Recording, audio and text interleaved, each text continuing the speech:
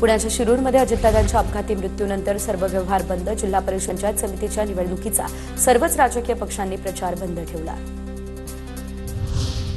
अजितदादांच्या निधनानंतर नाशिकमध्ये हळहळ. नाशिक जिल्ह्यातील बाजार समिती बंद. अजितदादांना श्रद्धांजली.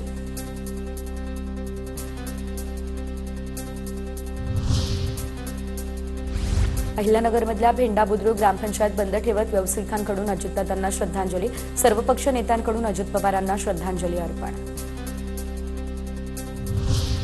उपमुख्यमंत्री अजित पवारांच्या निधनानंतर अमरावतीमध्ये शोक व्यक्त. कृषी उत्पन्न बाजार समितीत आज व्यापारी आणि शेतकऱ्यांनी बंद पाळला. व्यापाऱ्यांकडून देखील आज लिलाव बंद.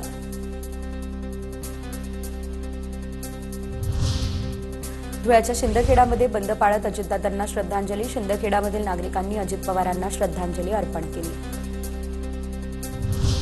पुण्याच्या राजगुरुनगरमध्ये बंद पाळत अजित पवारांना श्रद्धांजली अर्पण. अत्यावश्यक सेवा वगळता शहरातील सर्व दुकानं आणि बाजारपेठा बंद ठेवण्यात आली. अजित पवार यांच्या निधनानं आता यवतमाळमध्ये शोककळा पसरली आहे. ढाणकी शहर बाजारपेठेत कडकडीत बंद पाळण्यात आलाय. पुण्याच्या आंबेगाव तालुक्यातील सर्व दुकानं बंद. पंचायत समितीच्या निवडणुकीचा आज प्रचार बंद. दादांच्या निधनानंतर बंद पाळून श्रद्धांजली अर्पण.